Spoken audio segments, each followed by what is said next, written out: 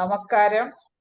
ഇന്ന് IFPHന്റെ തുടർന്ന് വരുന്ന മലയാളം വെബിനാറിന്റെ 1838 ദിവസമാണ് ഇന്നത്തെ മലയാളം സെഷനിൽ നമുക്കൊരു ക്ലാസ് എടുക്കുവാനായി എത്തുന്നത് ഡോക്ടർ PY സജിമോനാണ്.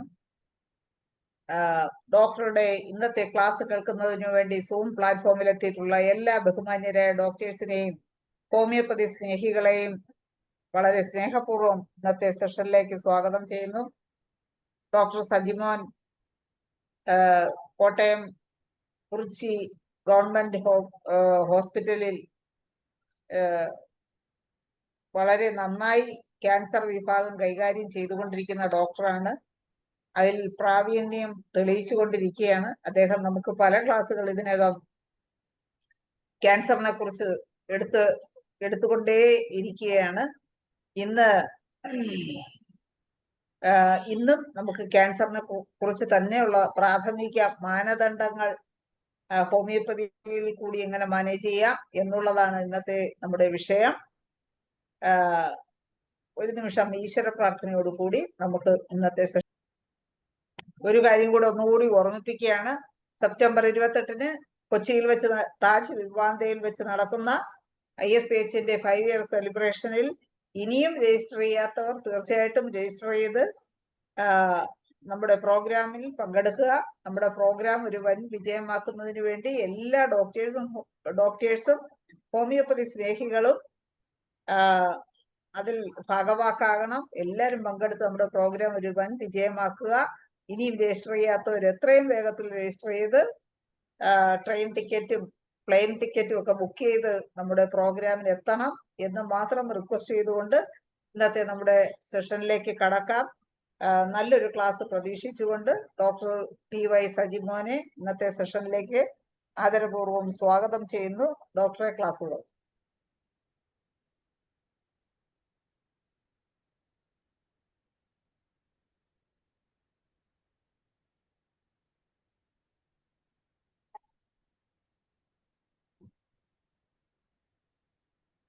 ഡോക്ടറെ കോഹോസ്റ്റ് ആക്കിയിട്ടുണ്ട്. ഡോക്ടറെ അൺമ്യൂട്ട് സംസാരിക്കാം. ക്ലാസ് തുടങ്ങാം doctor. Thank you doctor Shaila. എല്ലാവർക്കും നമസ്കാരം. ഇന്നത്തെ നമ്മുടെ ചർച്ചാ വിഷയം എന്ന് പറയുന്നത് ക്യാൻസറിന്റെ ഫസ്റ്റ് ലൈൻ ട്രീറ്റ്മെന്റിന്റെ ഒരു ഡിസ്കഷനാണ്. വളരെ സ്കാറ്റേർഡ് ആയിട്ട് തന്നെ പല വിഷയങ്ങളെ പറ്റിയും നമ്മൾ ചർച്ച ചെയ്തെങ്കിലും ഒരു സ്കീമറ്റൈസ്ഡ് റെപ്രസെൻറ്റേഷനിൽ കൂടെ തന്നെ ഒരു പ്രോട്ടോകോൾ ഡെമോൺസ്ട്രേറ്റ് ചെയ്യേണ്ടത് ആവശ്യമായി വന്നതിനാലാണ് ഈ ടോപ്പിക്ക് ഡിസ്കഷനിൽ വെച്ചിരിക്കുന്നത്. നമുക്കറിയാം ക്യാൻസർ ഒരു മൾട്ടിമിയാസ്മാറ്റിക് കണ്ടീഷനാണെന്ന്. ക്യാൻസറിനെ നേരിടണമെങ്കിൽ പലപ്പോഴും പ്രത്യേകമായ ഒരു തത്വത്തിൽ നമ്മൾ അധിഷ്ഠിതമായി പ്രവർത്തിക്കേണ്ടതായിട്ട് വരുന്നു. പ്രാഥമികമായിട്ട് പറഞ്ഞാൽ സിമിലിമം പ്ലസ് പതോളജി ആ ലെവലിൽ ഈ കണ്ടീഷനെ നേരിടുമ്പോഴാണ് അതൊരു സക്സസ്ഫുൾ ട്രീറ്റ്മെൻ്റ് ആയിട്ട് നമുക്ക് അനുഭവപ്പെടുന്നത് എന്നാണ് ഞാൻ മനസ്സിലാക്കിയിട്ടുള്ളത്. പലപ്പോഴും ഓരോ ചികിത്സകരും പ്രത്യേകമായ മാനദണ്ഡം സ്വീകരിക്കുന്നുണ്ടെങ്കിലും എൻ്റെ ലോജിക്കാണ് നിങ്ങൾക്ക് ഷെയർ ചെയ്യാൻ ഞാൻ ആഗ്രഹിക്കുന്നത്. പലപ്പോഴും ഇത് എല്ലാവർക്കും അഡോപ്റ്റ് ചെയ്യണം അല്ലെങ്കിൽ ചെയ്യാൻ പറ്റും എന്നുള്ളത് അല്ല, മറിച്ച് ഒരു ഡിസ്കഷനിൽ കൂടി തന്നെ അതൊരു സമന്വയത്തിൽ എത്തിക്കുക എന്നുള്ളതാണ് ഇതുപോലുള്ള ചർച്ചകൾ കൊണ്ട് നമ്മൾ ഉദ്ദേശിക്കുന്നത്. പ്രാഥമികമായിട്ട് തന്നെ ക്യാൻസർ ചികിത്സിക്കുന്നതിൽ എളുപ്പത്തിൽ പറ്റിയ മാർഗം ക്യാൻസർ കോശങ്ങളിലുള്ള സവിശേഷതകൾ അടങ്ങിയ മരുന്നുകളുടെ ഒരു പട്ടിക മനസ്സിലാക്കി അത് അനുയോജ്യമായി തിരഞ്ഞെടുക്കുക എന്നുള്ളതാണ് ഡോക്ടറെ സംബന്ധിച്ച് നമുക്ക് ആവശ്യമായി വരുന്നത്. ആ ഒരു സാഹചര്യത്തിൽ ക്യാൻസർ കോശങ്ങളുടെ സവിശേഷതകളെ പറ്റിയാണ് നമ്മൾ പലപ്പോഴും മനസ്സിലാക്കേണ്ടി വരുന്നത്. ആ ക്യാൻസറിന്റെ കോശങ്ങൾക്ക് പ്രത്യേക സ്വഭാവ രീതികളുണ്ടെന്ന് നമുക്ക് ഏവർക്കും അറിയാം. പ്രത്യേകിച്ച് അതിൻ്റെ ഒരു ക്യാരക്ടറിസ്റ്റിക്സ് എന്ന് പറയുന്നത് അനിയന്ത്രിതമായ ഒരു കോശ വളർച്ചയാണ്. ക്യാൻസറിൻ്റെ ക്യാൻസർ എന്ന അതിൻ്റെ ഡെഫിനിഷനിൽ തന്നെ അതാണ് പറയുന്നത്, അനിയന്ത്രിതമായ കോശ വളർച്ചയാണ്. അതിന് uncontrolled behaviour of cancer cell. അതുപോലെ തന്നെ ക്യാൻസർ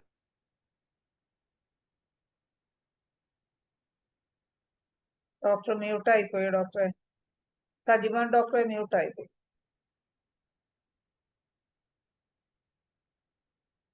ഒന്ന് അൺമ്യൂട്ട് ചെയ്യാമോ?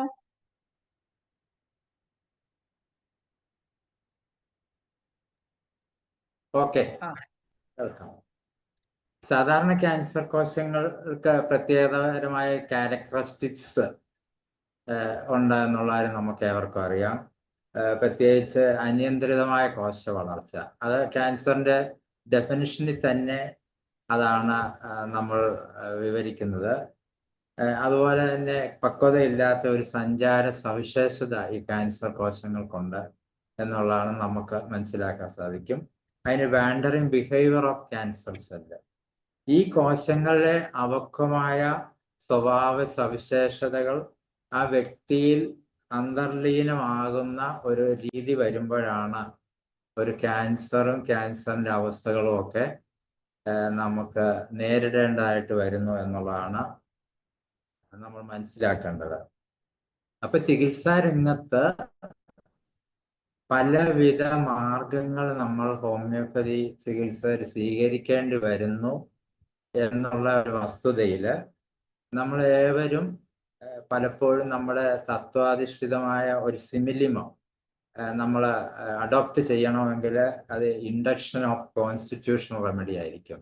ഒരു കോൺസ്റ്റിറ്റ്യൂഷണൽ റെമഡി തിരഞ്ഞെടുക്കുമ്പോൾ ആ രോഗിയുടെ ശാരീരികവും മാനസികമായ സവിശേഷതകൾ കണക്കിലെടുത്ത് അനുയോജ്യമായ ഒരു ഔഷധം തിരഞ്ഞെടുക്കുമ്പോഴാണ് അത് കോൺസ്റ്റിറ്റ്യൂഷണൽ ഡ്രഗ് ആയിട്ട് മാറുകയും ഏത് കണ്ടീഷൻ ആയാലും ആ കോൺസ്റ്റിറ്റ്യൂഷണൽ ഡ്രഗ് കറക്റ്റ് ആയിക്കഴിഞ്ഞാൽ ആ രോഗിക്ക് സുഖം പ്രാപിക്കും എന്നുള്ള ഒരു വസ്തുത നമുക്കറിയാവുന്ന കാര്യം തന്നെയാണ്. പ്രത്യേകിച്ച് ലേറ്റസ്റ്റ് സിംറ്റംസ്, അത് മോസ്റ്റ് ഫോക്കസ്ഡ് മെന്റൽ സിംറ്റംസ്, അതുപോലെ തന്നെ ഒരു ഇൻഡിക്കേറ്റഡ് റെമഡി ചോയ്സ് ചെയ്യാൻ കൂടുതൽ ഇക്കാര്യത്തിലേക്കാണ് നമ്മൾ കടക്കുന്നത്. ഒരു കോൺസ്റ്റിറ്റ്യൂഷണൽ ഡ്രഗിലേക്ക് പോകുമ്പോൾ അതിന് മൊഡാലിറ്റി, കൺകോമിറ്റന്റ്, സെൻസേഷന്, ഡിസയർ ആൻഡ് അവേർഷൻ എന്നീ അധിഷ്ഠിത ആ രോഗിക്ക് അധിഷ്ഠിതമായ അല്ലെങ്കിൽ ആ വ്യക്തിയിൽ അധിഷ്ഠിതമായ എല്ലാ കാര്യങ്ങളും ഫോക്കസ് ചെയ്ത് ഇന്റർപ്രറ്റ് ചെയ്യുമ്പോഴാണ് അതൊരു കോൺസ്റ്റിറ്റ്യൂഷണൽ ഡ്രഗായിട്ട് മാറുന്നത് എന്ന് നമുക്കറിയാം. പലപ്പോഴും നമ്മൾ കേസ് ടേക്കിങ്ങിൽ വരുമ്പോൾ പോളിക്രസ്റ്റ് റെമഡി ഉൾപ്പെടെ അനവധി മരുന്നുകൾ നമുക്ക് കിട്ടുകയും അത് പലരും ഓരോ കണ്ടീഷൻസ് നൽകി ആ രോഗിക്ക് വളരെ നല്ല രീതിയിൽ സുഖം നൽകുകയും ചെയ്യുന്ന ഒരു രീതിയാണ് നമ്മൾ അവലംബിക്കുന്നത്. അതുപോലെ തന്നെ അടുത്ത ഒരു മെത്തേഡ് എന്ന് പറഞ്ഞാൽ ഒരു ലൊക്കേഷൻ റെമഡി.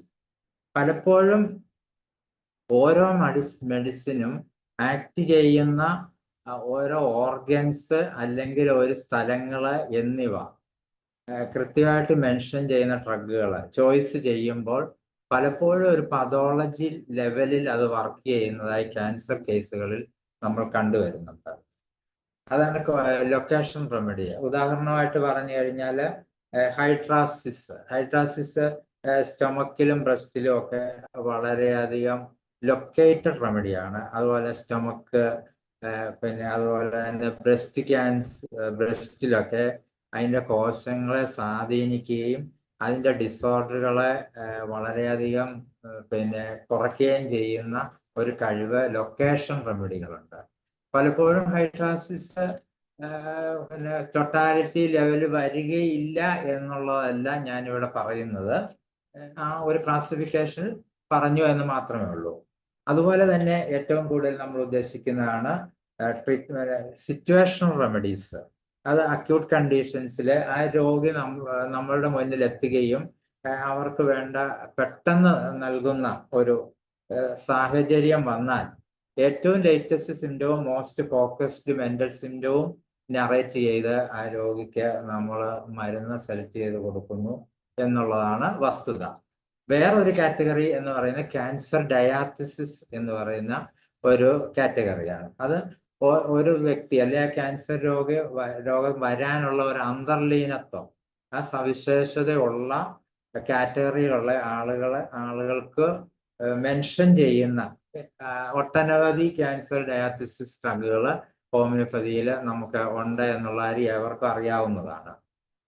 അതുപോലെ തന്നെ നോസോഡുകൾ പിന്നെ ഒരു ഇന്റർകറന്റ് റെമഡിയായ രോഗ തീവ്രത, രോഗ പുരോഗതി എന്നിവ തടയാനും ഇന്റർകറന്റ് റെമഡി ആയിട്ടും കൂടുതൽ നോസോഡുകൾ കോൺസ്റ്റിറ്റ്യൂഷണൽ ലെവലിൽ വരികയും കോൺസ്റ്റിറ്റ്യൂഷണൽ ലെവലിലേക്ക് കൊടുക്കുകയും ചെയ്യേണ്ടതായിട്ടും വരുന്നുണ്ട്. ഉദാഹരണത്തിന് മെഡോറിനം, സൊറിനം, ട്യൂബർക്കുലിനം, കാർസിനോസിനൊക്കെ ഈ ഗണത്തിൽ പെടുന്നതാണ്. നമ്മൾ ചുരുക്കത്തിൽ പറഞ്ഞാൽ ആമുഖമായിട്ട് ക്യാൻസർ ചികിത്സയ്ക്ക് ഒട്ടനവധി ചികിത്സാ മാനദണ്ഡങ്ങളും സ്റ്റെപ്പുകളും മരുന്നുകൾ സെലക്ട് ചെയ്യാനുള്ള മെത്തേഡുകളും ഓരോ ഡോക്ടർമാരും പ്രത്യേകമായിട്ട് തന്നെ ഐഡിയ ക്രമീകരിച്ചുകൊണ്ട് നൽകുന്ന ഒരു വ്യവസ്ഥയാണ് ഇന്ന് ഹോമിയോപ്പതി സമൂഹത്തിൽ നമ്മളെ കണ്ടുവരുന്നത് എന്നുള്ള ഒരു പ്രത്യേക ശ്രദ്ധയാണ്. ഇതെല്ലാം ഒരു പരിധിക്ക് അത്ര യൂസ്ഫുൾ ആണ് എന്നുള്ളതാണ് വസ്തുത. കാരണം ഞാൻ നേരത്തെ പറഞ്ഞ പോലെ തന്നെ പതോളജി പ്ലസ് സിമിലിമം എന്നീ ലെവലിൽ തത്വത്തിൽ അധിഷ്ഠിതമായിട്ട് നീങ്ങിയാൽ മാത്രമേ ഒരു ക്യാൻസർ രോഗിയെ നമ്മളെ മുന്നോട്ട് നയിച്ചോട്ട് പോകാൻ പറ്റുകയുള്ളൂ എന്നുള്ളതാണ് വസ്തുത. അപ്പോൾ അടുത്തതായിട്ട് നമുക്ക് പറയാനുള്ളതെന്ന് പറഞ്ഞാൽ ഒരു ക്യാൻസർ രോഗിക്ക് നൽകുന്ന ഹോമിയോപ്പതി ഡ്രഗിന്റെ ഒരു ക്വാളിറ്റി, അതിൻ്റെ ഒരു സ്വഭാവ രീതി, അത് പ്രവർത്തിക്കുന്ന ഒരു മാനദണ്ഡം, ഇതൊക്കെ 3-4 തലങ്ങളിലാണ് പ്രവർത്തിച്ചാൽ മാത്രമേ അത് വിജയത്തിലേക്ക് എത്തുകയുള്ളൂ എന്നുള്ളതാണ് വസ്തുത. അതിന് ഉദാഹരണമാണ് അപ്പോറ്റോസിസ്. ക്യാൻസർ കോശങ്ങളുടെ ഉൽപാദനം തടയാനും സ്വയം നശീകരണം കൂട്ടാനുള്ള കഴിവ് ശരീരത്തിൽ ഉണ്ടാക്കിയെടുക്കുന്ന ഒരു സവിശേഷതയുള്ള ഒരു കൂട്ടം ഡ്രഗുകളുണ്ട്. അതിനാണ് അപ്പോറ്റോസിസ് എന്ന് പറയുന്നത്. ഒരു ക്യാൻസർ രോഗിക്ക് ക്യാൻസർ മരുന്നുകൾ നൽകുമ്പോൾ അത് അപ്പോറ്റോസിസ് ലെവലിൽ പ്രവർത്തിക്കുന്നുണ്ടെങ്കിൽ മാത്രമേ ആ മരുന്ന് വിജയകരമായിട്ട് വരികയുള്ളൂ എന്നുള്ളതാണ് വസ്തുത. കൂടാതെ തന്നെ കാർസിനോമ ഇൻ സിറ്റു, അതായത് പ്രാഥമിക ഘട്ടത്തിൽ ക്യാൻസറിന്റെ പ്രീ ക്യാൻസറസ് കണ്ടീഷനിൽ സ്റ്റേജ് 0-ലും ഒക്കെ അതിന്റെ പ്രോഗ്രസ്, ആ അനിയന്ത്രിതത്വം തടയാനുള്ള ഒരു കഴിവ് ആ മരുന്നിനുണ്ടായിരിക്കണം. അത് prevent progression of cancer in situ എന്നുള്ള ഒരു ലെവലിൽ ആ മരുന്ന് പ്രവർത്തിച്ചാൽ മാത്രമേ അതൊരു ക്വാളിറ്റി ഡ്രഗ് ആണെന്ന് നമുക്ക് പറയാൻ സാധിക്കുകയുള്ളൂ. അതുപോലെ തന്നെ ആന്റി നിയോപ്ലാസ്റ്റിക് ആയിരിക്കണം. അന്തർലീനത്വമുള്ള ആ ആളുകൾക്ക് കോൺസ്റ്റിറ്റ്യൂഷണലായിട്ടുള്ള ലെവലിലും സിമിലിയമായിട്ടുള്ള രീതിയിലും പതോളജിക്കൽ ലെവലിൽ വർക്ക് ചെയ്യാൻ ഉള്ള ഒരു കഴിവ് ആ ഡ്രഗിനുണ്ടായിരിക്കണം. അതാണ് ആന്റി നിയോപ്ലാസ്റ്റിക് എന്ന് പറയുന്നത്. അതുപോലെ തന്നെ അതിന്റെ ട്യൂമറിനെ കുറയ്ക്കാനും അതിന്റെ കോശങ്ങളുടെ വസ്തുതാപരമായിട്ട് അതിനെ കൈകാര്യം ചെയ്യാനുള്ള ഒരു കഴിവും ഇത്തരം ഡ്രഗുകൾക്ക് വേണം എന്നുള്ളതാണ് ഒരു വസ്തുത നമുക്ക് ഏവർക്കും മനസ്സിലാക്കാൻ സാധിക്കുന്നത്. ക്യാൻസർ ചികിത്സയിൽ വ്യത്യസ്തമായിട്ട് തന്നെയാണ് നമ്മളുടെ മുമ്പേ രോഗികൾ എത്തുന്നത്. ഉദാഹരണമായിട്ട് പറഞ്ഞാൽ ഒരു 70 വയസ്സുള്ള ഒരു വൃദ്ധയായ മാതാവ് പലപ്പോഴും അത് പോസ്റ്റ് മെനിപ്പോസൽ ബ്ലീഡിങ് ആയിട്ട് വരികയും അവർക്ക് പ്രത്യേകിച്ച് ഇൻവെസ്റ്റിഗേഷൻ MRI പെൽവിസ് ഒക്കെ എടുക്കുമ്പോഴാണ് അത് heterogeneously enhancing polypoid lesion in irregular margin of endometrium എന്ന് റിഫ്ലക്സ് ചെയ്ത് വരുന്നത്, അതല്ല ഡിനോട്ട് ചെയ്ത് വരുന്നത്. ഈ മാതാവിന് പലപ്പോഴും USG അബ്ഡോമിനിലെ ഒരു ലീഷനിൽ നമുക്ക് വ്യത്യസ്തമായിട്ട് കണ്ടെന്ന് വരികയില്ല. ഒരു നോർമാലിറ്റി ലെവലിലായിരിക്കും അത് ഇന്റർപ്രറ്റ് ചെയ്ത് വരുന്നത്. ഈ പോസ്റ്റ് മെനിപ്പോസൽ ബ്ലീഡിങ് വജൈനയിൽ വന്ന പ്രത്യേകമായിട്ട് ഈ രോഗിയെ നമ്മൾ ഒരു കൃത്യമായിട്ട് തന്നെ ആ MRI എടുത്ത് ബയോപ്സിക്ക് പിന്നെ വിധേയമാക്കി കഴിയുമ്പോൾ കൃത്യമായിട്ട് തന്നെ നമുക്ക് കിട്ടുന്നത് ഒരു എൻഡോമെട്രിയൽ അഡിനോ കാർസിനോമ ഇൻഫിൽട്രേറ്റീവ് ലെവൽ എന്നുള്ളതായിരിക്കും നമുക്ക് മുന്നിൽ വരുന്നത്. ഒരു പോളിപ്പോയിഡ് ലീഷൻ എൻഡോമെട്രിയൽ കൃത്യമായിട്ട് കൂടി അവർ ഡിനോട്ട് ചെയ്ത് തരികയും നമ്മുടെ മുമ്പിലെ ഈ ചികിത്സയ്ക്ക് വരുന്ന രോഗി പലപ്പോഴും ഒരു റേഡിയോ തെറാപ്പി കഴിഞ്ഞിട്ടായിരിക്കും വരുന്നത്.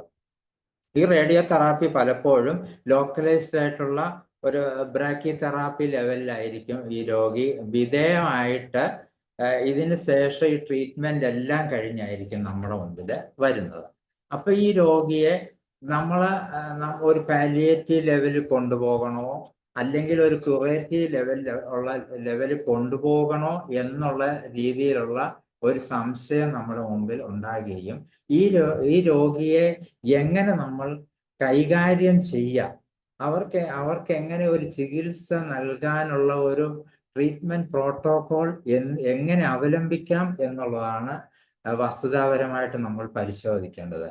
എൻ്റെ അഭിപ്രായത്തിൽ ഇങ്ങനെയുള്ള ഒരു രോഗിക്ക് ഒരു കോൺസ്റ്റിറ്റ്യൂഷണൽ അപ്രോച്ചിൽ നിന്നുകൊണ്ട് തന്നെ നമുക്ക് പലപ്പോഴും ഒരു ലോക്കലൈസ്ഡ് ട്രീറ്റ്മെന്റ് അല്ലെങ്കിൽ ലോക്കൽ ആസ്പെക്റ്റിൽ വർക്ക് ചെയ്യുന്ന ഒരു മരുന്ന് നൽകുകയും അതൊരു അക്യൂട്ട് സിറ്റുവേഷണൽ റെമഡി ആയിട്ട് പരിഗണിച്ചുകൊണ്ട് കോൺസ്റ്റിറ്റ്യൂഷണൽ ലെവലും കൂടെ പരിശോധിച്ച് വരുന്ന ഒരു ലെവലിലേക്ക് നമ്മൾ പോകേണ്ടതായിട്ട് വരുന്നു. അങ്ങനെ വരുന്നതുകൊണ്ട് ഈ ഡിസ്കഷനിൽ ഞാൻ 2 ഡ്രഗുകളെ പറ്റിയാണ് കൂടുതലും പ്രതിപാദിക്കുന്നത്. പ്രാഥമികമായിട്ട് തന്നെ നമ്മളുടെ സോറാസിഫിലിസ്, സൈക്കോസിസ്, അന്തർലീനത്തിലുള്ള രോഗങ്ങളുടെ കാരണങ്ങളായ മിയാസ്മാറ്റിക് കണ്ടീഷനില്ല പലപ്പോഴും നമ്മൾ വസ്തുതാപരമായിട്ട് ചിന്തിക്കേണ്ടത് പ്രാഥമികമായിട്ടും ഏത് ലെവലിലും ഞാൻ നേരത്തെ പറഞ്ഞ പോലെ കോൺസ്റ്റിറ്റ്യൂഷണൽ ഡ്രഗുകൾ തന്നെ ആയിരിക്കണം എന്നുള്ളത് നമ്മൾ വിസ്മരിച്ചുകൂടാ. എന്നാൽ ക്യാൻസർ ചികിത്സയിൽ അധിഷ്ഠിതമായ ഒരു പതോളജിക്കൽ സിമിലിമോ, ഒരു പതോളജിക്കൽ അധിഷ്ഠിതമായ കോശങ്ങളെ കൈകാര്യം ചെയ്യുന്ന മരുന്നുകളെ പറ്റി വിവരങ്ങൾ ശേഖരിക്കുകയും അതിനോടുള്ള ഒരു നല്ല ഒരു സമീപനവും അതിനെപ്പറ്റിയുള്ള ഒരു പഠനവും ഡോക്ടർ സമൂഹങ്ങൾ ഉണ്ടാകണം എന്നുള്ളതാണ് എനിക്ക് ഈ അവസരത്തിൽ പറയാനുള്ളത്. അങ്ങനെ ചിന്തിക്കുമ്പോൾ ഒരു സൂപ്രാഹെഡഡ് ആയിട്ട് ഒരു ക്യാൻസർ ചികിത്സയിൽ ഒരു തലതൊട്ടപ്പൻ മരുന്നായിട്ട് ആന്റിസോറിക് മോഡ് ഓഫ് ആക്ഷനിൽ വരുന്നത് സോറിനും ആയിരിക്കണം. സോറിനും ഡ്രഗിനെ പറ്റി നമ്മൾ വളരെയധികം പ്രതിപാദിക്കാനുണ്ട്. എന്നാലും നമ്മൾ കൃത്യതയോടുകൂടി ക്യാൻസർ റോളിൽ നമ്മൾ എന്തൊക്കെ വരുന്നു എന്നുള്ളതാണ് ഞാൻ ഈ ഡിസ്കഷനിൽ ഉദ്ദേശിക്കുന്നത്. നമ്മൾ ആദ്യം പറഞ്ഞ പോലെ തന്നെ സോറിക് മാനിഫെസ്റ്റേഷൻ വളരെയധികം ടോപ്പ് മോസ്റ്റ് ഡ്രഗാണ് സോറിനം. അപ്പൊ നമ്മൾ പലപ്പോഴും ഇതിന് നമ്മുടെ മെറ്റീരിയ മെഡിക്കയിലൊക്കെ, പ്രത്യേകിച്ച് ബോറിക് മെറ്റീരിയ മെഡിക്കയിലൊക്കെ ഡിഫക്റ്റീവ് ഓഫ് ഫാഗോസൈറ്റ്സ് എന്നാണ് രേഖപ്പെടുത്തിയിരിക്കുന്നത്. ഈ ഫാഗോസൈറ്റ്സിന്റെ ഡിഫക്റ്റീവ് ഫാഗോസൈറ്റ്സിനെ ഇന്റർപ്രറ്റ് ചെയ്യുമ്പോൾ വളരെ വിശദമായിട്ടുള്ള ഒരു പ്രതിപാദിക്കപ്പെട്ട സൗകര്യമുള്ള ഒരു ചികിത്സയ്ക്ക് വളരെ അനുയോജ്യമായ ഒരു ഡ്രഗായിട്ട് നമ്മൾ ക്ലിനിക്കൽ ഓൺകോളജിയിൽ കൃത്യമായിട്ട് തന്നെ സോറിനത്തിന്റെ സ്വാധീനം വളരെ വലുതാണ്. അത് സോറിനം നമുക്ക് എല്ലാവർക്കും അറിയാം, എല്ലാ ഡോക്ടർമാർക്കും അറിയാം. അതൊരു alkaloid extract of scabies, സ്ലഫ് and puzzles നിന്ന് ഡെറിവേറ്റ് ചെയ്തിരിക്കുന്ന ഒരു മരുന്നാണ്. പലപ്പോഴും അതൊരു ആന്റി ട്യൂമർ ഇമ്മ്യൂൺ റെസ്പോൺസ് ആണ് അത് കൈകാര്യം ചെയ്യുന്നത്. പലപ്പോഴും അലോപ്പതി ഡ്രഗുകളിൽ പോലും ഒരു ഡ്രഗ് കണ്ടുപിടിക്കുമ്പോൾ അതിന്റെ ക്ലിനിക്കൽ ട്രയൽ ആദ്യം നോക്കുന്ന ഇമ്മ്യൂൺ റെസ്പോൺസിനെ ആണ്. കൂടുതൽ കൃത്യതയോടുകൂടി അവരത് മനസ്സിലാക്കുകയും അതിന്റെ അടുത്ത 2 സ്റ്റേജുകളിലാണ് ക്ലിനിക്കൽ ട്രയലിന് വരെ പോകുന്നത്.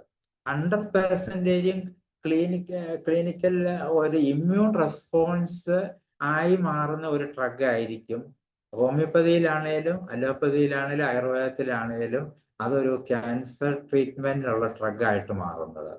അത് പലപ്പോഴും പഠന വിധേയമാക്കുമ്പോഴായിരിക്കും നമുക്കത് വസ്തുതാപരമായിട്ട് മനസ്സിലാക്കാൻ സാധിക്കുന്നത്. അപ്പൊ ഞാൻ നേരത്തെ പറഞ്ഞ പോലെ ഡിഫക്റ്റീവ് ഫാഗോസൈറ്റ്സ് അതിന്റെ ഒരു പ്രവർത്തന രഹിതം അതാണ് മലയാളത്തിൽ പറഞ്ഞാല്. ആ ഫാഗോസൈറ്റ്സിന്റെ പ്രവർത്തന രഹിതം അല്ലെങ്കിൽ ഫാഗോസൈറ്റിക് ഡിസോർഡർ പിന്നെ അതാണെന്നോ. എന്താണ് ഒരു രോഗിക്ക് ഫാഗോസൈറ്റ്സ് ഡിസോർഡർ വരുന്നത്? ഇമ്മ്യൂൺ സിസ്റ്റത്തിന് വരുന്ന ഡിസോർഡറുകൾ, ആ ശരീരത്തില് അന്തർലീനമായ വീക്കങ്ങൾ, ഏത് ലെവലിലാണേലും വീക്കങ്ങൾ ഉണ്ടാകുക, അണുബാധയ്ക്ക് സാധ്യത എന്നിവ ആ രോഗിക്ക് സംജാതിതമാകുന്നു. അതുപോലെ തന്നെ നമ്മൾ അതിൻ്റെ അകത്തൊരു പ്രത്യേക രീതി എന്ന് പറഞ്ഞു കഴിഞ്ഞാൽ ആ രോഗിക്ക് കൃത്യതയോടുകൂടി പല ഡിസോർഡറുകൾ, ഇമ്മ്യൂൺ സിസ്റ്റത്തിൽ തകരാറ് വരുമ്പോൾ നമുക്കറിയാം രോഗപ്രതിരോധ ശക്തി താളപ്പിഴയിലാകുമ്പോൾ മരുന്ന് ആ രോഗിക്ക് വരുന്ന വസ്തുതാപരമായിട്ടുള്ള പ്രശ്നങ്ങളൊക്കെ എല്ലാ ഡോക്ടേഴ്സിനും നമുക്ക് അറിയാവുന്ന കാര്യങ്ങളാണ്. അതിലേക്ക് നമ്മൾ കടക്കേണ്ടതില്ല. ഡിഫക്റ്റീവ് ഫാഗോസൈറ്റ്സ് എന്ന് പറഞ്ഞു കഴിഞ്ഞാൽ ഓരോ ലെവലില് നമുക്ക് ഡിസോർഡേഴ്സ് ഏതൊക്കെയാണെന്ന് നമുക്ക് മനസ്സിലാക്കണം. അത് ഒന്ന് പറഞ്ഞാൽ ക്രോണിക് ഗ്രാനുലോമറ്റസ് ഡിസീസസ് ആണ്. ഒപ്പം ക്യാൻസർ രോഗികൾക്കാണേലും ലിംഫാഡിനൈറ്റിസ് ഉണ്ടാകുന്നു, ആബ്സസുകൾ ഉണ്ടാകുന്നു. ഉദാഹരണം പലയിടത്തും ലങ്ങിനാണേലും ലിവറിനാണേലും ആബ്സസുകൾ വരുന്നു. അതുപോലെ ബോണിൽ ഓസ്റ്റിയോമൈലൈറ്റിസ് സംജാതമാകുന്നു. അതുപോലെ തന്നെ ബ്ലഡ് ഇൻവെസ്റ്റിഗേഷൻസ് വന്നു കഴിഞ്ഞാൽ erythrocyte sedimentation rate, C reactive proteins എന്നിവ ഹൈ ആകുന്നു. ഇതിനെല്ലാമാണ് ഗ്രാനുലോമറ്റസ് ഒബ്സ്ട്രക്റ്റീവ് ലീഷൻസ് പ്രത്യേകിച്ച് ഗാസ്ട്രോ ഇൻറ്റെസ്റ്റിനൽ ട്രാക്റ്റിലും യൂറിനറി ട്രാക്റ്റിലും ഒക്കെ ഒബ്സ്ട്രക്റ്റീവ് ലീഷൻസ് വരെ ഈ അവസരത്തിൽ വരാൻ സാധിക്കും. ഈ ഡിഫക്റ്റീവ് ഫാഗോസൈറ്റ്സില് ടിഷ്യൂസിൽ വരുന്നതും ആ ബോഡിയിൽ വരുന്നതുമായ ഒരു കാരണമാണ് ക്രോണിക് ഗ്രാനുലോമറ്റസ് ഡിസീസ് കണ്ടീഷൻ. അടുത്തതെന്ന് പറയുമ്പോൾ മൈലോ പെറോക്സൈഡ് ആക്ടിവിറ്റീസ് വരുന്നത്, അതിന് ഡെഫിഷ്യൻസി വരാം. ഇതൊക്കെ അതാണ് കൂടുതലും നമ്മൾ മനസ്സിലാക്കേണ്ടത്. ക്യാൻസറിന്റെ ലെവലിൽ ഫാഗോസൈറ്റ്സ്, അതായത് ഇമ്മ്യൂൺ സിസ്റ്റത്തിന് തകരാറ് വരുമ്പോൾ കൂടുതലും ബ്ലഡ് ഡിസ്ക്രസിയാസ് കൂടുതലും കണ്ടുവരുന്നത്. Acute lymphoid leukaemia, acute myeloid leukaemia, acute lymphoblastic leukaemia. അതുപോലെ തന്നെ ഓട്ടോസിൻലസ് റിസഷൻ, അതായത് പാരമ്പര്യമായി അന്തർലീനമായിട്ട് ക്യാൻസർ സാധ്യതയുള്ളവര്. ഇതെല്ലാം ഇങ്ങനെയുള്ള കാറ്റഗറിയിലുള്ളവർക്കെല്ലാം നമ്മൾക്ക് സോറിനം വളരെയധികം ഇനിഷ്യൽ സ്റ്റേജിൽ തന്നെ ഒരു പ്രിവെന്റീവ് ഓൺകോളജി ലെവലിൽ കൊടുക്കുന്ന മരുന്നായിട്ട് നമുക്ക് മാറ്റാൻ സാധിക്കും. ഒരു സോറിക് മാനിഫെസ്റ്റേഷൻ ലെവലിൽ ഒരു വ്യക്തിക്ക് ക്യാൻസർ സാധ്യത വർദ്ധിക്കുന്നതിനും ജീനിന്റെ ലെവലിൽ അതിന് വരുന്ന വ്യത്യാസങ്ങളിലും ഒക്കെ നമ്മൾ ആദ്യം ചിന്തിക്കേണ്ടത് പലപ്പോഴും നമ്മുടെ ശ്രദ്ധയിൽപ്പെടുന്ന കാർസിനോസിനായിരിക്കും. പക്ഷെ ഏറ്റവും സങ്കീർണമായ ഫാഗോസൈറ്റ്സ് ഡിഫക്ട്സിൽ ഏറ്റവും നമ്മൾ ചിന്തിക്കേണ്ടത് സോറിനം നോസോഡിനെ പറ്റി തന്നെയാണ്. അത് ഉദാഹരണമായിട്ട് തന്നെ BRCA1, BRCA2 അത് ബ്രസ്റ്റ് ക്യാൻസറിന്റെ, അതുപോലെ തന്നെ ഫെമിലിയൽ അഡിനോമൈറ്റസ് പോളിപ്പോയിഡ് കോളോറക്ടൽ ക്യാൻസറിന് സാധ്യതയുള്ളത്, cancer of ovary, breast, colon, stomach and prostate എന്നീ ഇത് പാരമ്പര്യ ഘടകങ്ങൾ. ഇത്തരം ക്യാൻസറുകൾക്ക് പാരമ്പര്യമായിട്ട് കൈകാര്യം ചെയ്യുന്ന സോറിനം നമ്മൾ ചിന്തിച്ചേ പറ്റൂ. അതുപോലെ ചുരുക്കത്തിൽ പറഞ്ഞാൽ സോറിന് ഒരു കംപ്ലീറ്റ് ട്യൂമർ റെസ്പോൺസ് ലേക്ക് വിധേയമാകുന്ന ഒരു മരുന്നാണ്. പ്രത്യേകിച്ച് പഠനങ്ങളിൽ കാണുന്ന സ്റ്റൊമക്കിലും ഗോൾ ബ്ലാഡറിലും പാൻക്രിയാസിലും ലിവറിലുമാണ് ഏറ്റവും കൂടുതൽ സോറിനം ആക്ട് ചെയ്യുന്നത്. പൊട്ടൻഷ്യൽ സോറിനം 6 അവൈലബിൾ ആണ് കൊടുക്കുകയും 200 തൊട്ട് 10 വരെയുള്ള ആവർത്തനങ്ങൾ റിപ്പീറ്റഡ് ഡോസ് അല്ലാതെ തന്നെ കണ്ണിങ് ആയിട്ട് നൽകിയ വളരെയധികം ഇനിഷ്യൽ സ്റ്റേജ് സോറിനം കൺട്രോൾ ചെയ്ത് നൽകുന്നതായിട്ട് നമുക്ക് കാണാം. കൂടാതെ തന്നെ റേഡിയോ തെറാപ്പി, കീമോ, പിന്നെ അതുപോലെ തന്നെ സർജറിക്ക് ശേഷം എന്നിവയ്ക്ക് നൽകുന്നത് നല്ല റിസൾട്ട് കിട്ടാറുണ്ട്. അതുപോലെ തന്നെ ഈ സോറിനത്തിന്റെ വേറൊരു ലെവൽ എന്ന് പറഞ്ഞാൽ ക്ലിനിക്കൽ ട്രയലിൽ സോറിനം നൽകുമ്പോൾ ഏറ്റവും കൂടുതൽ അനിൽകുമാർ ഡോക്ടറെ ഒന്ന് മ്യൂട്ട് ചെയ്യാമോ? കംപ്ലീറ്റ് ട്യൂമർ റെസ്പോൺസില് ഞാൻ പറഞ്ഞതുപോലെ തന്നെ അനിൽകുമാർ ഡോക്ടറെ ഒന്ന് മ്യൂട്ട് ചെയ്യാമോ? അനിൽകുമാർ, ലിവർ ക്യാൻസർ കൂടുതൽ ഇനിഷ്യൽ ലെവലിൽ സോറിനം അഡോപ്റ്റ് ചെയ്യാൻ പറ്റുമെങ്കിലും ഇത് ഒരു സപ്പോർട്ടീവ് കെയറിലും സോറിനം വർക്ക് ചെയ്യുന്നതായിട്ട് ക്ലിനിക്കൽ ട്രയലിൽ കാണുന്നുണ്ട്. ഉദാഹരണം പറഞ്ഞാൽ രോഗികൾക്ക് പിന്നെ ICUയിലൊക്കെയുള്ള കൺട്രോൾ ഓഫ് ഇൻഫെക്ഷൻ കൺട്രോൾ ചെയ്യുന്ന സമയത്ത്, അതുപോലെ തന്നെ ഇലക്ട്രോലൈറ്റ് ഇംബാലൻസ് വരുന്ന സമയത്ത്, ബ്ലീഡിങ്, ന്യൂട്രീഷണൽ ഡിഫക്റ്റ് ഉള്ള കണ്ടീഷനിൽ, ബ്ലഡ് ട്രാൻസ്ഫ്യൂഷൻ ഉള്ള സമയത്ത് പോലും, അതുപോലെ പ്ലൂറൽ അബ്ഡോമിനൽ പ്ലൂറൽ, അതുപോലെ തന്നെ ഈ കൂടുതൽ നീർക്കെട്ടുകൾ, അതുപോലെ തന്നെ അസൈറ്റിസ് ഫോർമേഷന്, ബ്രോങ്കോഡൈലേറ്റർ ഉപയോഗിക്കുമ്പോൾ, സ്റ്റെന്റ് ഒക്കെ ഇടുന്ന കേസുകൾക്കെല്ലാം കൃത്യമായിട്ട് തന്നെ സോറിനം അഡോപ്റ്റ് ചെയ്താൽ തന്നെ അത് വർക്ക് ചെയ്യുന്നതായിട്ട് കണ്ടുവരുന്നുണ്ട്. അപ്പൊ അതിനോട് കൂടുതൽ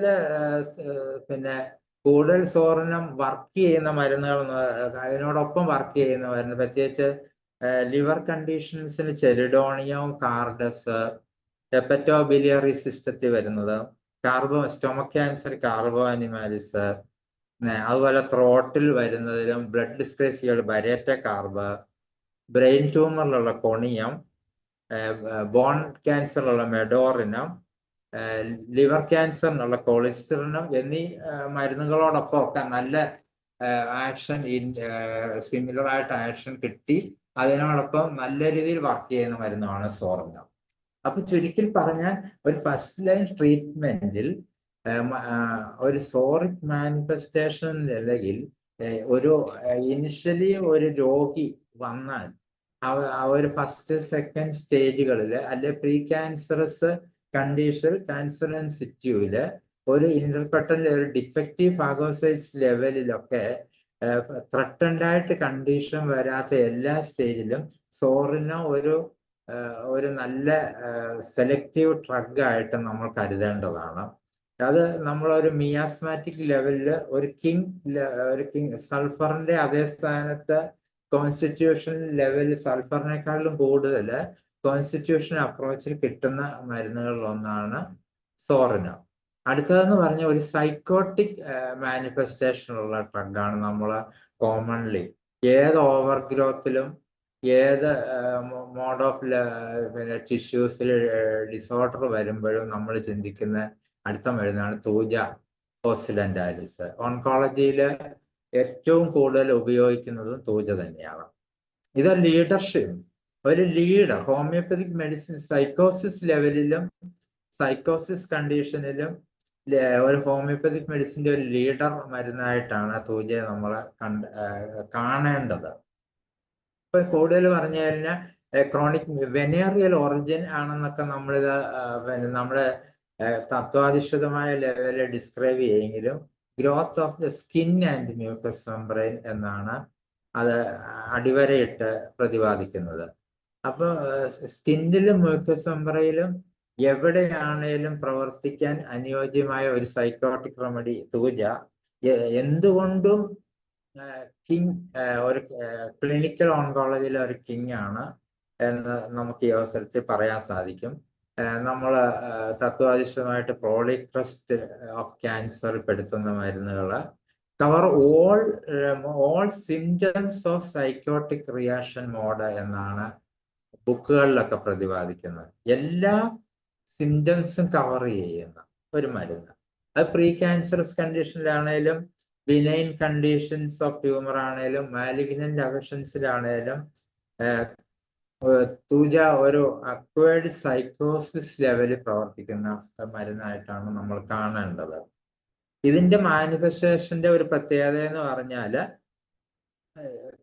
ഏത് തലത്തിലും സൈക്കോട്ടിക് ലെവലിൽ ഒരു ക്യാൻസർ ലെവലിനെ നമ്മൾ നേരിടുമ്പോൾ ഒരു കാരണവശാലും തൂജ കൊടുക്കുന്ന ഒരു രോഗിക്ക് ഒരിക്കലും സുഖമില്ലാതിരിക്കുകയില്ല, എന്തെങ്കിലും ഒരു റിസൾട്ട് നമുക്ക് തരും എന്നുള്ള ഒരു വലിയ വിശ്വസനീയമായ ഒരു മരുന്നാണ് തൂജ. തൂജയിൽ നമ്മൾ വളരെയധികം വിശ്വാസം കണ്ടെത്തുകയും തൂജ കൊടുക്കുകയാണെങ്കിൽ ഒരിക്കലും അതൊരു ചതിവില്ലാതെ തന്നെ അത് പ്രവർത്തിച്ചു വരികയും ആ രോഗിക്ക് വളരെയധികം സമാശ്വാസം നൽകുന്ന ഒരു ലെവലിലേക്ക് പോകും എന്നുള്ളതാണ് മുൻകാല ചരിത്രങ്ങളിൽ വരുന്ന അനുഭവങ്ങളും എല്ലാം, അതുപോലെ തന്നെ എത്രയോ വർഷങ്ങളായിട്ട് പ്രാക്ടീസ് ചെയ്യുന്ന ഡോക്ടർമാരും എല്ലാം പ്രതിപാദിക്കുന്നത് എന്നുള്ളതാണ് ഈ അവസരത്തിൽ ഞാൻ ഓർമ്മിപ്പിക്കുന്നത്. അതുപോലെ തന്നെ തൂജയുടെ ഒരു പ്രധാന പങ്കാണ് കാർസിനോമ ഇൻ സിറ്റു പ്രീമാലിഗ്നന്റ് കണ്ടീഷൻ തടയുക എന്നുള്ളത്. അത് prevent abnormal cell growth in the normal place എന്നാണ് പറയുന്നത്. ആ നോർമൽ പ്ലേസിൽ അബ്നോർമൽ ഗ്രോത്തിൽ വരുന്ന വ്യതിയാനങ്ങളെ ഒക്കെ തടയാനുള്ള ഒരു വലിയ കഴിവ് തൂജയ്ക്കുണ്ട്. അപ്പൊ അതിന് ഉദാഹരണം പറഞ്ഞ ഫൈബ്രോ അഡിനോമ, ഫൈബ്രോസിസ്റ്റിക് ചേഞ്ചസ്, പില്ലോയിഡ്, പാപ്പിലോമ, അഡിനോമ, എറ്റിപ്പിയ, പോളിപ്പോയിഡ്, ഇതൊക്കെ നമുക്ക് പലപ്പോഴും MRIയിലും അതുപോലെ തന്നെ ഈ അൾട്രാസൗണ്ട് ഗ്രാഫിലും അതുപോലെ തന്നെ പിന്നെ ബയോപ്സി ഇന്റർപ്രിട്ടേഷനിലും ഒക്കെ ഇത് കൃത്യമായിട്ട് തന്നെ പല ക്ലാസിക്കൽ വെറൈറ്റി ലെവലിലും നമുക്ക് ക്ലിനിക്കൽ പ്രാക്ടീസിൽ കിട്ടുന്നതാണ്. പ്രത്യേകിച്ച് ഫൈബ്രോസിസ്റ്റിക് ചേഞ്ചസ് ഓഫ് സെൽസ് എവിടെയായാലും വരുന്നത്, അതുപോലെ തന്നെ ഫൈബ്രോ അഡിനോമ, പില്ലോയിഡ്, പ്രത്യേകിച്ച് പില്ലോയിഡ് ക്യാൻസർ ആണോ ഇല്ലയോ എന്ന് പോലും സംശയിക്കപ്പെടുന്ന ഒരു പ്രത്യേകതരം പ്രതിഭാസമാണ്. Adenomatous changes, atypia of surface mucous membrane, polypoid growth, ഇതിന്റെ എല്ലാം അടിവരയിട്ട് ഇങ്ങനെ ഒരു റൂബ്രിക്സ് അല്ലെങ്കിൽ ഒരു പിന്നെ ഒരു ഗൈഡഡ് ബയോപ്സിയിൽ വരുന്ന ടേംസ്, ഇതൊക്കെ നമുക്ക് സർവ്വസാധാരണമായിട്ട് കാണാം. വളരെ കണ്ണുമടച്ച് തൂജ നമുക്ക് കൃത്യതയോടുകൂടി സജസ്റ്റ് ചെയ്യാൻ പറ്റും എന്നുള്ളതാണ് ഈ അവസരത്തിൽ ഓർമ്മിപ്പിക്കാനുള്ളത്. അത് increase development into cancer, അങ്ങനെയാണ് കൃത്യമായിട്ട് വരുന്നത്. ക്യാൻസർ ഡെവലപ്മെന്റിനെ ഇംഗ്ലീഷ് തടയുന്നതിന് വേണ്ടി ഏറ്റവും സുതാര്യമായിട്ട് പ്രവർത്തിക്കുന്ന ഡ്രഗുകളിലെ പ്രധാന പങ്ക് തൂജയ്ക്ക് തന്നെയാണ്. അതുപോലെ തന്നെ ഞാൻ നേരത്തെ പറഞ്ഞ ആന്റി നിയോപ്ലാസ്റ്റിക് ക്യാരക്ടറിസ്റ്റിക്സ് ക്യാൻസർ വളർച്ചയെ കുറയ്ക്കുകയും അതിനെ സ്റ്റെബിലൈസ് ചെയ്ത് വർഷങ്ങളോളം ക്യാൻസർ ബാധിതരെ സുരക്ഷിതമാക്കുകയും ചെയ്യുന്ന ഏറ്റവും പ്രധാനപ്പെട്ട ദൗത്യം ഏറ്റെടുക്കുന്ന ഒരു മരുന്നാണ് തൂജ. ഞാൻ നേരത്തെ പറഞ്ഞതുപോലെ തന്നെ ക്യാൻസർ വളരെ ചതിവില്ലാതെ നമ്മൾ ആ രോഗിക്ക് നൽകുമ്പോൾ എന്തൊക്കെയാണേലും അതിനെ സ്റ്റെബിലൈസ് ചെയ്യുകയും വർഷങ്ങളോളം ആ രോഗിക്ക് അപകടങ്ങളൊന്നുമില്ലാതെ അതിനെ സുരക്ഷിതമാക്കാൻ ഒരു സഹായം നൽകുന്ന ഏറ്റവും നല്ല ഒരു ഡ്രഗാണ് തൂജ. അതുപോലെ തന്നെ നമ്മുടെ കീനോട്ടിലും ഒക്കെ പ്രതിപാദിക്കുന്ന ക്യാൻസർ വളർച്ചയുടെ വെജിറ്റേറ്റീവ് സ്പിയറിൽ ആക്ട് ചെയ്യും. വെജിറ്റേറ്റീവ് സ്പിയർ നേരത്തെ പറഞ്ഞ പോലെ അൺകൺട്രോൾഡ് ബിഹേവിയർ ഓഫ് സെൽസ്, ആ അൺകൺട്രോൾഡ് അൺലിമിറ്റഡ് പ്രോലിഫറേഷൻ ആണ്. അത് പതോളജിക്കൽ വെജിറ്റേഷൻ തന്നെയാണ് നമ്മുടെ മെറ്റീരിയ മെഡിക്കയിലൊക്കെ ഇതിനെ പ്രതിപാദിക്കുന്നത്. ആ അൺലിമിറ്റഡ് പ്രോലിഫറേഷന് ക്യാൻസർ വളർച്ചയെ വെജിറ്റേറ്റീവ് സ്പിയറിനെ തടയുന്നതിന് ഏറ്റവും നല്ല കൃത്യതയോടുകൂടി പ്രവർത്തിക്കുന്ന മരുന്നാണ് തൂജ. അതുപോലെ തന്നെ നമ്മുടെ ക്യാൻസറിന് നിദാനമാകുന്ന പല ട്രിഗേഴ്സ് ഉണ്ട്. നമ്മൾ ഓരോ ക്യാൻസർ, പ്രത്യേകിച്ച് oral cancer, tobacco, smoking, alcoholism, liver ക്യാൻസറിന് ആൽക്കഹോളിസം, പാൻക്രിയാറ്റിക് ക്യാൻസറിന് ഫാറ്റി ലിവർ, അതുപോലെ തന്നെ പിന്നെ ഇൻഡസ്ട്രിയൽ ഏരിയയിൽ വരുന്ന പ്രശ്നങ്ങൾ, ഡയറ്ററി ഡിസോർഡേഴ്സ്, ഇതിനെയെല്ലാം ഒരു പ്രിവെന്റീവ് ഓൺകോളജിയിൽ ക്യാൻസറിനെ സുതാര്യമായിട്ട് പ്രിവെന്റ് ചെയ്യണമെങ്കിൽ ഒരു സ്പെസിഫിക്കേഷൻ ലെവലിലേക്കും ഒരു നല്ല റോള് വഹിക്കാൻ തൂജ ഓസ്റ്റലൻഡാലിസിന് കഴിവുണ്ട് എന്നുള്ളതാണ് കൃത്യമായി. ഉദാഹരണമായിട്ട് ഡാംപിനെസ് ഇൻ ഓൾ ഇറ്റ് ഫോം, ഇതിന്റെ സൈക്കോട്ടിക് മിയാസത്തിൽ കാണുന്ന ഡാംനെസ്, ഓരോ പരിസ്ഥിതിയിൽ വരുന്ന ഡാംനെസ്സുമായിട്ട് ബന്ധപ്പെട്ട ഓൺകോജനസിന്, അതുപോലെ ഓവർ സോൾട്ടഡ് ഫുഡുകൾ, ഷുഗർ, ഇൻഡസ്ട്രിയൽ ഫുഡുകൾ, ഡയറ്ററി ഹാബിറ്റ്സ് കൊണ്ട് വരുന്ന കാരണങ്ങൾ കൊണ്ട് ട്രിഗർ ആകുന്ന ക്യാൻസറുകൾ, നമ്മുടെ സെഡൻഡറി ലൈഫിന് വരുന്ന പ്രശ്നങ്ങൾ, സൈഡ് എഫക്റ്റ് ഓഫ് വാക്സിനേഷൻ, ചില രോഗപ്രതിരോധ കുത്തിവയ്പ്പുകൾ കൊണ്ട് വരുന്ന സൈഡ് എഫക്റ്റ് കൊണ്ട് വരുന്ന ക്യാൻസറുകൾ, ഇമ്മ്യൂണോഗ്ലോബിൻ ഇൻഫ്യൂഷൻ, അശാസ്ത്രീയമായ ഇമ്മ്യൂണോഗ്ലോബിൻ നൽകി ആ രോഗിക്ക് കൃത്യതയോടെ ഒരു ഡിസോർഡർ വന്നു കഴിഞ്ഞാൽ തൂജ കൈകാര്യം ചെയ്യും. അതുപോലെ തന്നെ ക്യാൻസർ ചികിത്സയിൽ ഏറ്റവും സുതാര്യമായി കണ്ടെത്തിയ മോണോക്ലോണൽ ആന്റിബോഡിയും കൂടാണ് തൂജ. കോർട്ടിക്കോസ്റ്റിറോയിഡിനെ ബാഡ് എഫക്റ്റ് കൈകാര്യം ചെയ്യുന്ന സാധനമാണ്. ട്രയാങ്കുലറിനെ കൈകാര്യം ചെയ്യും. ഇൻഡസ്ട്രിയൽ ടോക്സിൻ സബ്സ്റ്റൻസിനെതിരായിട്ട് പ്രവർത്തിക്കുന്നുണ്ട്. റേഡിയോ ആക്ടിവിറ്റിക്കെതിരെ ടോപ്പ് മോസ്റ്റ് ആയിട്ട് പ്രവർത്തിക്കുന്നതും തൂജ തന്നെയാണ്. വളരെ പ്രധാനപ്പെട്ട വൈറസുകൾക്കെതിരായിട്ട് പ്രവർത്തിക്കുന്നത് എപ്പോഴും എല്ലാവർക്കും വെനേറിയൽ ഒറിജിൻ സൈക്കോട്ടിക് മിയാസത്തിൽ ക്യാൻസറിന് നിദാനമായ പലതരം വൈറസുകളുണ്ട്. പലപ്പോഴും നമ്മൾ അലോപ്പതി സിസ്റ്റത്തിൽ പ്രത്യേകിച്ച് സർവീസ് ക്യാൻസറിന് ഒത്തിരി പിന്നെ ഇമ്മ്യൂണിറ്റി ഡ്രഗുകളും വാക്സിനേഷനും ഇന്ന് നിലവിലുണ്ട്.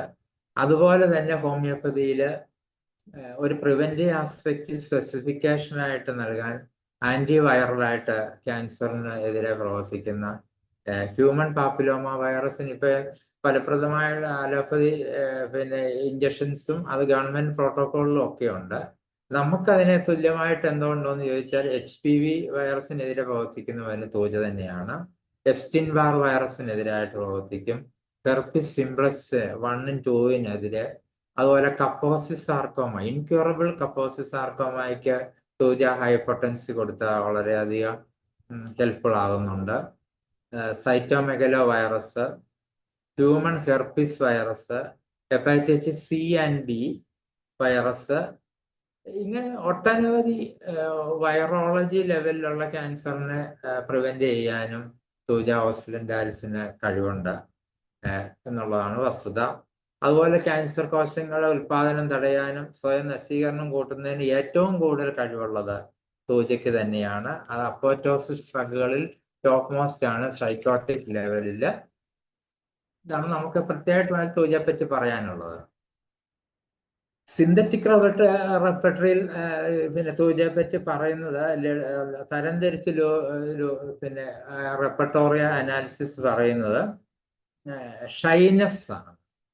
മെന്റൽ സിന്തസിൽ ഷൈനസ് ഈ രോഗിക്കുണ്ടായിരിക്കും. കൗശലക്കാരാണ്. കാപട്യവും വഞ്ചനാകരമായിട്ടുള്ള അവസ്ഥയുള്ള പേഷ്യന്റ് ആയിരിക്കും. Feeling of superiority, secretiveness, tendency to disposition to conceal, അതായത് ക്യാൻസറിനെ പ്രഖ്യാപിതമായിട്ട് ശരീരത്തിൽ കാണാതെ കൺസീൽ ചെയ്യുന്ന ഒരു സ്വഭാവം സംജാതമായാൽ തന്നെ അതിന് കൃത്യതയോടുകൂടി റോബ്രിക്സ് വരുന്ന തൂജ തന്നെയായിരിക്കും. പിന്നെ അതുപോലെ ഡെല്യൂഷൻ ഓഫ് ഫ്രജൈലിറ്റി, നിഷ്കളങ്കമായ ഒരു മിണ്ടാട്ടമില്ലാതിരിക്കുന്ന രോഗികള് എന്നിവയൊക്കെ കൃത്യമായിട്ട് തന്നെ സെലക്ട് ചെയ്താൽ ആ മെന്റൽ പിക്ചറിലും തൂജയാണ് കവർ ചെയ്ത് വരുന്നത്. പിന്നെ തൂജ ഞാൻ നേരത്തെ പറഞ്ഞ സ്വർണത്തിന്റെ കാര്യം പറഞ്ഞ പോലെ തൂജയെ ഏകോപിപ്പിക്കാൻ ക്യാൻസറിന് ചില മരുന്നുകളുണ്ട്. ഞാൻ സ്വർണത്തിന്റെ ഏതാനും ചില മരുന്നുകൾ ഞാൻ പറഞ്ഞു. അതുപോലെ തന്നെ അതിനെ തൂജ ഏകോപിപ്പിക്കാൻ കഴിവുള്ള നോസോഡ് മലാൻഡ്രനും തന്നെയാണ്. അത് ഞാൻ നേരത്തെ ഇപ്പോൾ ഒരു എൻഡോമെട്രിയൽ കാർസിനോമയുടെ ഒരു കേസ് പറഞ്ഞപ്പോൾ അവർക്ക് കൃത്യതയോടുകൂടി റേഡിയോ തെറാപ്പിയാണ് നൽകിയത് അലോപ്പതി ഹോസ്പിറ്റലിൽ. അതിനുശേഷമാണ് നമ്മുടെ അടുത്ത് വരികയും ആ രോഗിക്ക് പതോളജിക്കൽ സിഗ്നിഫിക്കൻ്റ് അനുസരിച്ച് നമുക്ക് തൂജ തന്നെയാണ് നൽകേണ്ടി വരുന്നത്. കാരണം അവർക്ക് ഒരു ഇനിഷ്യലി അവരുടെ ഫാഗോസൈസിന്റെ ഡിസോർഡർ മാറ്റാനോ ഒന്നും നമുക്ക് കഴിയും, കാരണം അത്ര സ്റ്റേജ് മാറിയത് കൊണ്ടാണ്. എന്നാൽ ഒരു രോഗി കൃത്യതയോടുകൂടി ഓപ്പറേഷൻ കഴിഞ്ഞു വരിക, യൂട്രസ് എല്ലാം എടുത്തു കഴിഞ്ഞു കഴിഞ്ഞാൽ ആ രോഗിയിൽ അന്തർലീനമായി ബാക്കി നിൽക്കുന്ന ക്യാൻസർ കോശങ്ങളെ നിർവീര്യമാക്കാനും അതിന്റെ അംശങ്ങൾ ശരീരത്ത് എവിടെയെങ്കിലും നിൽക്കുന്നുണ്ടെങ്കിലും അതിന്റെ ഡിപ്പോസിറ്റ്സ് അതല്ലെങ്കിൽ അതിന്റെ ഡീബൾക്ക് അതിന്റെ ഓപ്പറേഷൻ ചെയ്ത് മാറ്റാൻ പറ്റാത്ത കോശങ്ങളെ കൺട്രോൾ ചെയ്യാൻ തൂജയോടൊപ്പം ഏറ്റവും കൂടുതൽ വർക്ക് ചെയ്യുന്ന മലാൻഡ്രിനം എന്ന് പറയുന്ന നോസോഡാണ്. അത് കൃത്യമായിട്ട് തന്നെ മലാൻഡ്രിൻ നൽകിയാൽ ഒത്തിരി റിസ്ക്, സർജിക്കൽ റിസ്ക് നമുക്ക് കുറയ്ക്കാൻ സാധിക്കും. അതിന്റെ അതുപോലെ തന്നെ ഒരു ഗ്രേഡാണ് നൈട്രിക് ആസിഡ്.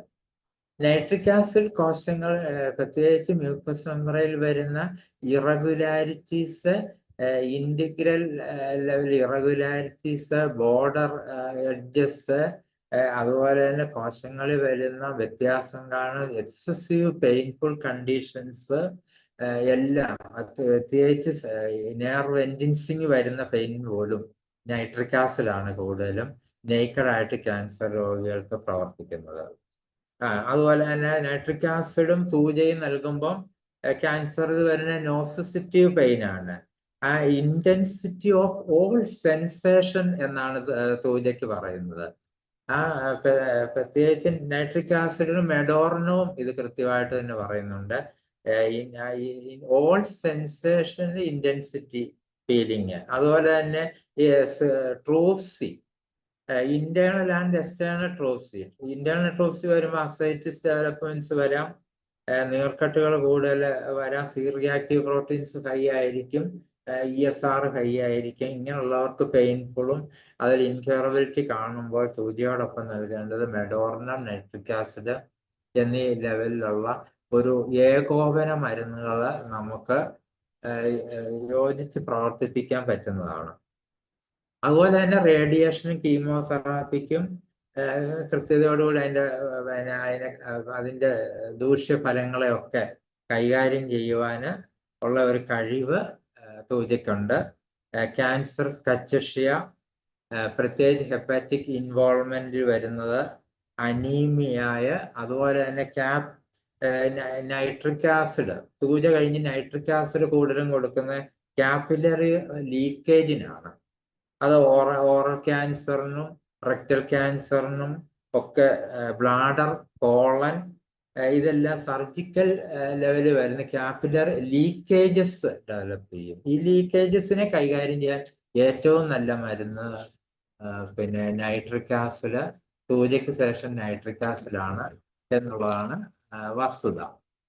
ഇത്ര വളരെ വിശാലമായ ഡിസ്കഷന് വേണ്ടിയുള്ള ഒരു വലിയ ഡ്രഗാണ് തൂജ. ക്യാൻസറിന്റെ ഇനിഷ്യൽ സ്റ്റേജിൽ സോറിനവും തൂജയുമാണ് കൃത്യമായിട്ട് നമ്മൾ ഒരു തുടക്കത്തിൽ പാർട്ട് ലെവലിൽ കൊടുക്കുന്നത് പോലെ തന്നെ നമ്മൾ സ്പെസിഫിക് ആയിട്ട് ചിന്തിക്കേണ്ട മരുന്നുകൾ. അതുപോലെ തന്നെ കീമോ ഞാൻ നേരത്തെ പറഞ്ഞ പോലെ കീമോ റേഡിയേഷൻ ട്യൂമറുകൾ, പോസ്റ്റ് കീമോ റേഡിയേഷൻ ട്യൂമറുകളുടെ മാക്സിമം ശ്രിങ്കേജ് സ്റ്റെബിലൈസ് ചെയ്യാനും മാക്സിമം ശ്രിങ്കേജിനെ തടയാനും ശ്രിങ്കേജ് ഉണ്ടാക്കാനും തൂജയ്ക്ക് കഴിവുണ്ട്. ഹയർ പൊട്ടൻസി ആയിരിക്കണം നൽകേണ്ടത്. പിന്നെ ഇതിൻ്റെ ഒരു ക്യാരക്ടറിസ്റ്റിക്സ്, തൂജയുടെ ക്യാരക്ടറിസ്റ്റിക്സ് എന്ന് പറയാൻ നോൺ ഇൻവേസീവ്, വെച്ച് ഡു നോട്ട് സ്പ്രെഡ്. ആ സ്പ്രെഡിനെ കഴിയുക. Low grade and well differentiated ആയിട്ടുള്ള ട്യൂമറിനെ കൈകാര്യം ചെയ്യുക. പിന്നെ ട്യൂമർ നോഡ് മെറ്റാസ്റ്റാസിസ് ലെവലിലേക്ക് ലെവലിൽ സജസ്റ്റ് ചെയ്യാനുള്ള ക്വാളിറ്റി ഈ ഡ്രഗിനുണ്ട്. ഇതൊക്കെയാണ് ഈ തൂജയെ പറ്റി നമുക്ക് പറയാനുള്ളത്. അതുപോലെ തന്നെ വേറെ ഒരു പ്രത്യേകമായ ഒരു നമ്മൾ ചിന്തിക്കേണ്ടത് candidiasis, post surgical anti fungal ആക്ടിവിറ്റീസിന്, കാൻഡിഡ ആൽബിക്കൻസിന്, അസ്പർജില്ലസ് പാരസൈറ്റ്സിന്, ഇതിനൊക്കെ ക്യാൻസർ കേസിൽ കൊടുക്കുന്നതും തൂജ ഹയർ പൊട്ടൻസി ആയിരിക്കണം. അതുപോലെ തന്നെ ലൂക്കോപീനിയയ്ക്കും ഇന്റർകറന്റ് ആയിട്ട് തന്നെ പിന്നെ തൂജ നൽകേണ്ടതായിട്ട് വരും. ഞാൻ നേരത്തെ പറഞ്ഞ പോലെ തന്നെ പ്രിലിമിനറി ലെവലിൽ നമ്മൾ ഒരു കോൺസ്റ്റിറ്റ്യൂഷണൽ അപ്രോച്ചിൽ വരുമ്പോൾ ചില പതോളജിക്കൽ ലെവലിൽ കൂടെ നമ്മൾ കൃത്യതയോടുകൂടി രോഗികളെ പിന്നെ അവർ വിഷ്വൽ ചെയ്യേണ്ടതായിട്ട് വരുന്നത് കൊണ്ടാണ് തൂജയും സോറിനെ പറ്റി വളരെയധികം പ്രതിപാദിക്കപ്പെട്ടത്, അതിൻ്റെ റോളിനെ പറ്റിയൊക്കെ നമ്മൾ മനസ്സിലാക്കേണ്ടതായിട്ട് വരുന്നത്. ഒരു കോൺസ്റ്റിറ്റ്യൂഷണൽ ഡ്രഗിലേക്ക് പോകുമ്പോൾ ഇതൊരു മൾട്ടിമയാസ്മാറ്റിക് ലെവലിൽ ആയതുകൊണ്ട് പലപ്പോഴും പിന്നെ ഒരു ഡിലേ ലെവലിൽ വരാതിരിക്കാനാണ് പതോളജി പ്ലസ് സിമിലിമം എന്ന ഒരു തത്വത്തിൽ അധിഷ്ഠിതമായിട്ട് രോഗിക്ക് മരുന്ന് നൽകേണ്ടതായിട്ട് വരുന്നു. കൂടാതെ തന്നെ ലോക്കൽ ആസ്പെക്റ്റില് ഓരോ കോശങ്ങളിലേക്ക് നമ്മൾ എങ്ങനെ മരുന്ന്, ഒരു കോശങ്ങളിൽ അധിഷ്ഠിതം ഓരോ ഓർഗനിലും ഓരോ കോശങ്ങൾക്കും വസ്തുതാപരമായിട്ട് വർക്ക് ചെയ്യുന്ന മരുന്നുകളുണ്ട് ഹോമിയോപ്പതിയില്. അത് ഇതിനോടൊപ്പം നൽകിയ അതിന് സ്പെസിഫിക് ക്യാൻസർ റെമഡീസ് എന്നാണ് പറയുന്നത്. ഉദാഹരണം പറഞ്ഞ സിസ്റ്റസ്കാൻ, ഇത് കൂടുതലും സിസ്റ്റസ്കാൻ പ്രവർത്തിക്കുന്നത് ബ്രസ്റ്റ്, ഫാരിൻസ്, നെക്ക്. പലപ്പോഴും അത് ഒരു അത് ഹൈപ്പർ സെൻസിറ്റീവ് ലെവലിലും ലിംഫ് നോഡ് ഹാർഡ്നെസ്സിലും ഒക്കെ വർക്ക് ചെയ്യുന്ന മരുന്നാണ്. അപ്പൊ ഈ ഏരിയയില് ഒരു ക്യാൻസർ ഡിസ്ക്രസിയ വന്നാൽ സിസ്റ്റസ്കാൻ കൂടെ ഒരു ഇന്റർകറന്റ് ആയിട്ട് നൽകേണ്ടതായിട്ട് വരുന്നു. അതുപോലെ തന്നെ കാർബോ അനിമാലിസ്, ക്യാൻസർ എലമെന്റ്സിന്റെ യൂട്രിൻ ട്യൂമറിനാണ് ഏറ്റവും കൂടുതൽ അത് ഉപയോഗപ്പെടുന്നത്. റെസൊല്യൂഷൻ ഓഫ് യൂട്രിൻ ട്യൂമേഴ്സ് എന്നാണ് ബേസിക്കായിട്ട് അതിൻ്റെ പിന്നെ ഡിസ്ക്രിപ്ഷൻ വരുന്നത്.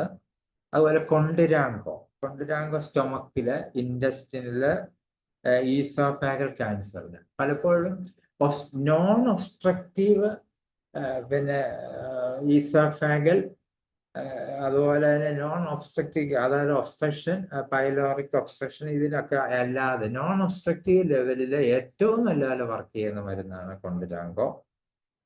അതുപോലെ തന്നെ സ്പെസിഫിക് ആയിട്ട് ഏറ്റവും കൂടുതൽ ഇനിഷ്യൽ സ്റ്റേജിൽ ഒരു ലോക്കൽ ആസ്പെക്റ്റ് നൽകുന്ന മരുന്ന് ഹൈഡ്രാസിസ്, ലിവർ ക്യാൻസറിന്. അതുപോലെ സ്റ്റൊമക് മാലിഗ്നൻസിക്കും അത് വളരെയധികം ഫലപ്രദമാണ്. അത് ഓർണിത്തോഗാലം, പ്രത്യേകിച്ച് ഡുവോഡിനലും പൈലോറിക് ഏരിയയിലുമാണ് അത് കൂടുതലും പറയുന്നത്. ഏറ്റവും കൂടുതൽ ടോപ്പ് മോസ്റ്റ് ആയിട്ടുള്ള അപ്പോപ്റ്റോസിസ്, ആന്റി നിയോപ്ലാസ്റ്റിക്, ആന്റി ട്യൂമറോജനിക്, ഇതിനെല്ലാം ബ്രസ്റ്റ് ക്യാൻസറിനും പ്രത്യേകിച്ച് ഏറ്റവും ഫലപ്രദമായിട്ട് നൽകുന്ന ഫൈറ്റോലക്ക ഡീകാൻഡൻസിസ് തന്നെയാണ്. അതുപോലെ തന്നെ ബ്രസ്റ്റ് ക്യാൻസറിനും ബ്രെയിൻ ട്യൂമറിനും യൂട്രസിനും റെക്ടത്തിലും കൂടുതൽ വർക്ക് ചെയ്യുന്ന ലിംഫഡിനൈറ്റിസും ഇനിഷ്യൽ സ്റ്റേജ് തൊട്ട് വളരെയധികം ത്രെട്ടൻഡ് ലെവലിൽ കൈകാര്യം ചെയ്യാൻ ലോക്കൽ റെമഡി ആയിട്ട് കൈകാര്യം ചെയ്യുന്ന സ്ക്രോഫുലേറിയ നൊഡോസ മദർ ടിഞ്ചർ തന്നെയാണ്. ടിഞ്ചർ 30th പൊട്ടൻസി തൊട്ട് മദർ ടിഞ്ചർ വരെ ആയിരിക്കും. അതുപോലെ തന്നെ സ്കിന്നിലാണെങ്കിൽ ഗാലിയം പറഞ്ഞ മെലനാമയ്ക്കും അതുപോലെ സ്ക്രോഫുലർ നൊഡാസയ്ക്കും നല്ല ആക്ഷൻ വരുന്നുണ്ട്. പാൻക്രിയാസിൽ കൂടുതലും ആക്ട് ചെയ്യുന്ന ഫോസ്ഫറസും കോസ്റ്റിക്കും ആണ്.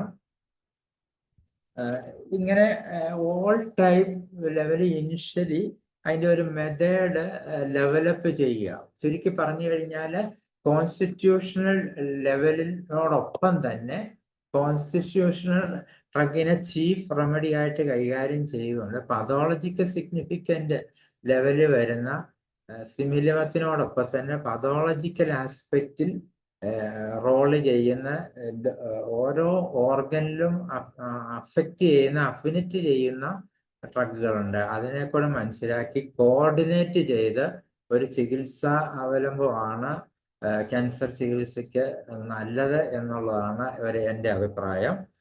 തൽക്കാലം ഇന്നത്തെ ഡിസ്കഷന് ഇവിടെ അവസാനിക്കുകയാണ്. പാർട്ട് 2-ൽ വേറെ ഡിസ്കഷൻ പ്രോട്ടോകോൾ പറയും. തൽക്കാലം ഈ സെഷനിലെ ഡിസ്കഷനിലേക്ക് നമുക്ക് കടക്കാവുന്നതാണ്.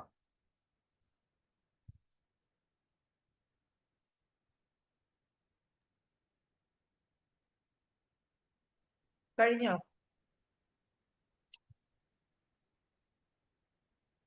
ക്ലാസ് കഴിഞ്ഞല്ലോ അല്ലേ ഡോക്ടറെ? Okay madam. കഴിഞ്ഞു. ഓക്കെ, വളരെ സന്തോഷം. ഇന്ന് ക്യാൻസറിന്റെ പ്രാഥമികമായ മാനദണ്ഡങ്ങൾ, ക്യാൻസർ ചികിത്സ തുടങ്ങുന്ന സമയത്തുള്ള പ്രോട്ടോകോൾ എന്തൊക്കെയാണെന്നുള്ളതാണ് ഡോക്ടർ പറഞ്ഞത്.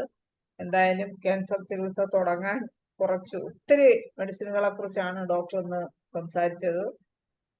ഒരുപാട് മെഡിസിനുകളെ കുറിച്ച് പറഞ്ഞു. വളരെ നല്ല അറിവുകളാണ് ഡോക്ടർ പങ്കുവച്ചത്. വളരെ സന്തോഷം. നല്ല ക്ലാസ് ആയിരുന്നു. അപ്പൊ ഇനി എന്തെങ്കിലും ഈ ഡോക്ടർ ഒന്ന് പറഞ്ഞ ക്ലാസ്സിനെ കുറിച്ച് സംശയങ്ങൾ എന്തെങ്കിലും ഉണ്ടെങ്കിൽ ഒന്ന് ചോദിക്കാം, ഹാൻഡ് റൈസ് ചെയ്യാം, ക്ലാസ്സിനെ കുറിച്ചുള്ള അഭിപ്രായങ്ങൾ പറയാം, സംശയങ്ങൾ ചോദിക്കാം.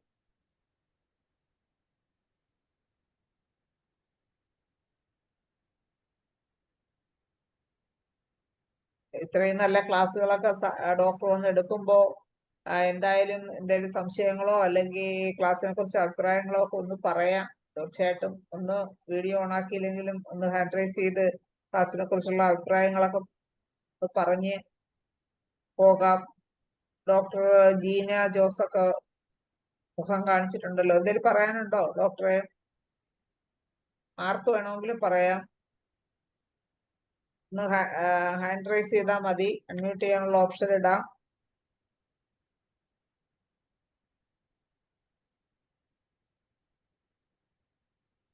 ക്ലാസ് നന്നായിരുന്നോ? ഇനി എന്തെങ്കിലും കൂടുതൽ നിങ്ങൾ പ്രതീക്ഷിക്കുന്നുണ്ടോ? അതനുസരിച്ച് ഡോക്ടർ അടുത്ത ക്ലാസ്സിൽ പറയും. എന്തെങ്കിലും സംശയം ഇന്നത്തെ ക്ലാസ്സിലുണ്ടെങ്കിൽ പറയാം.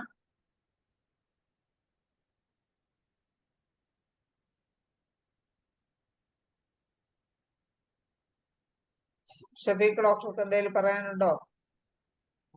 ഷഫീഖ് ഡോക്ടർ അൺമ്യൂട്ട് ചെയ്ത് സംസാരിക്കാമോ? ഡോക്ടർ ചന്ദ്രിക മോൻ, ചന്ദ്രിക ഡോക്ടറെ ഒന്ന് അൺമ്യൂട്ട് ചെയ്ത് സംസാരിക്കാമോ? അൺമ്യൂട്ട് ചെയ്തോളൂ ഡോക്ടറെ. ഞാൻ അൺമ്യൂട്ട് ചെയ്യാനുള്ള ഓപ്ഷൻ ഇട്ടിട്ടുണ്ട്.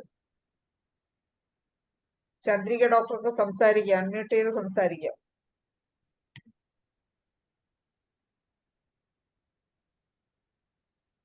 പറയൂ ഡോക്ടറെ. Good evening to all. വളരെ ഇൻഫോർമേറ്റീവ് ആയിട്ടുള്ള വളരെ നല്ലൊരു പ്രസന്റേഷൻ ആയിരുന്നു ഡോക്ടറത്. ഡോക്ടറെ പല ക്ലാസ്സുകളും ഞാൻ കേട്ടിട്ടുണ്ട്.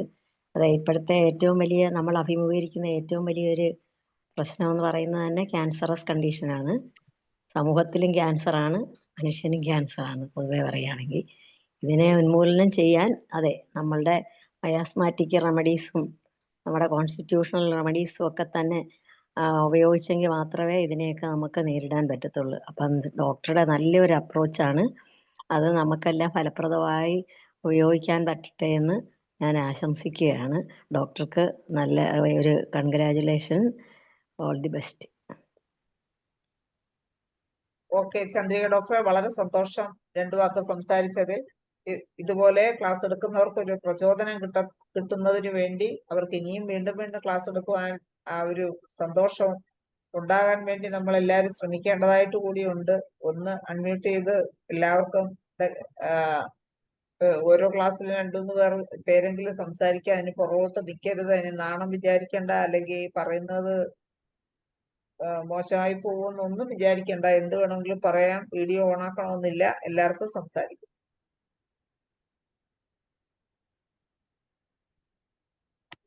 ഷഫീഖ് ഡോക്ടർ എന്താണ് പറയാനുള്ളത്? കേൾക്കാം. അല്ല, ഡോക്ടറുടെ ക്ലാസ് വളരെ ഇൻഫോർമേറ്റീവ് ആണ്. അതിനേക്കാൾ ഉപരി ക്യാൻസർ ചികിത്സിക്കാനുള്ള ഡോക്ടർമാരുടെ ഭയം ഇല്ലാതാവും. ഈസി ആയിട്ട് സാധാരണ ഒരു കോമൺ ഡിസീസ് ട്രീറ്റ് ചെയ്യുന്നത് പോലെ ക്യാൻസർ ട്രീറ്റ് ചെയ്യാം എന്നുള്ളതാണ് ഡോക്ടറുടെ ക്ലാസ്സിൽ നിന്ന് എല്ലാവർക്കും മനസ്സിലാകുന്നത്. അതൊരു നല്ലൊരു എന്താ പറയാ, നല്ലൊരു ഉത്തേജനമാണ് എല്ലാ ഡോക്ടേഴ്സിനും. പിന്നെ അതുപോലെ നമ്മൾ മെന്റൽ ആസ്പെക്ട് കൂടുതൽ ഇമ്പോർട്ടൻസ് കൊടുത്ത്, അത് ഹോമിയോപ്പതിക്ക് അത് കഴിയത്തുള്ളൂ. ക്യാൻസർ ട്രീറ്റ്മെന്റിൽ മെന്റൽ കണ്ടീഷന് വളരെ പ്രാധാന്യമുണ്ട്. അപ്പം മൈൻഡിന്റെ ഇത് വെച്ചിട്ട് കൂടുതൽ മെഡിസിൻസ് ക്യാൻസർ രോഗികൾക്ക് കൊടുത്താൽ നല്ല എഫക്റ്റീവ് ആയിരിക്കും എന്നുള്ളതാണ് പൊതുവെ ഇപ്പൊ പുതിയ ലേറ്റസ്റ്റ് ആയിട്ടുള്ള ഇത് പറയുന്നത്. അപ്പൊ അതിന് ഏറ്റവും പറ്റുന്നത് ഹോമിയോപ്പതി സിസ്റ്റം തന്നെയാണ്. അപ്പൊ അതുകൊണ്ട് ഭാവിയിൽ ക്യാൻസറിന് ശാശ്വതമായ ഒരു ട്രീറ്റ്മെന്റും ഒരു ക്യൂറും കൊടുക്കാൻ കഴിയുന്ന ഒരു സിസ്റ്റം തന്നെയാണ്. അതുകൊണ്ട് ഡോക്ടർ ഇനിയും നല്ല നല്ല ഇതുപോലുള്ള ക്ലാസ്സുകളുമായിട്ട് ഇനിയും വരിക എന്നുള്ളത് ഒരു അഭിപ്രായമാണ് എനിക്കുള്ളത്. എന്താണെങ്കിലും വളരെ നന്നായിരുന്നു. വളരെ താങ്ക്സ്. ഓക്കെ. സന്തോഷം ഷഫീഖ് ഡോക്ടറെ. ഇനി ആരെങ്കിലും? Very good class. Doctor Sheela, ഡോക്ടറെ അൺമ്യൂട്ട് ചെയ്ത് സംസാരിക്കാമോ? ഡോക്ടർ ഷീല എവിടെയാണ്?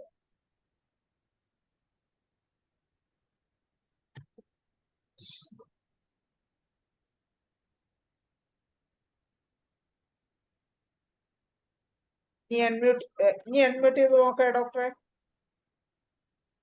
അൺമ്യൂട്ട് ചെയ്യാൻ ഇപ്പോ. Okay, hello. പറഞ്ഞോളൂ. വളരെ നല്ല ക്ലാസ് ആയിരുന്നു.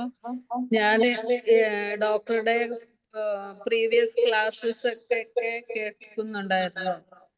അപ്പോ ആകെ യൂട്യൂബിൽ 4 ക്ലാസ് മാത്രമേ അവൈലബിൾ ആയിട്ടുള്ളൂ. ഇപ്പൊ ബാക്കി ക്ലാസ്സസ് കിട്ടാനായിട്ട് എന്താ ചെയ്യേണ്ടത്?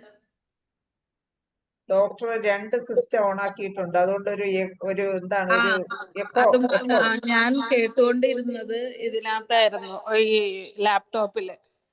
അപ്പൊ അതിൽ ഈ ഓപ്ഷൻ ഇല്ലാതെ ആയപ്പോഴാണ് ഞാൻ ഫോൺ എടുത്തത്. ഓക്കെ, ഇപ്പൊ ശരിയായോ? ലാപ്ടോപ്പ് ഓഫ് ചെയ്താലേ കറക്റ്റ് ആവും. ഞാൻ ഓഫ് ചെയ്തോളാം. ഇത് അതെ, പ്രീവിയസ് ക്ലാസ്സസിന്റെ യൂട്യൂബ് ലിങ്ക് ഒന്ന് കിട്ടിയാൽ നന്നായിരുന്നു. അത് കിട്ടണമെങ്കിൽ ഡോക്ടർ തന്നെ IFPS Malayalam webinar by doctor Sajimon അടിച്ചു കൊടുത്തു നോക്കൂ. അടിച്ചു കൊടുക്കാൻ തുടങ്ങിയിട്ട് 1 മാസത്തിൽ കൂടുതലായി, കിട്ടുന്നില്ല. 4 കിട്ടുന്നുള്ളൂ. 4 കിട്ടുന്നുള്ളൂ. ഇനി നമുക്ക് നോക്കാം. മറ്റേ ഈ അപ്ലോഡ് ചെയ്യുന്ന ഡോക്ടറോട് ഒന്ന് ചോദിക്കട്ടെ എന്താ വഴിയെന്ന്, കേട്ടാ. Okay, thank you. ഭയങ്കര ഇൻഫോർമേറ്റീവ് ക്ലാസ് ആണ്, അതുകൊണ്ടാണ് ഞാൻ വീണ്ടും വീണ്ടും കേട്ടുകൊണ്ടിരുന്നത്.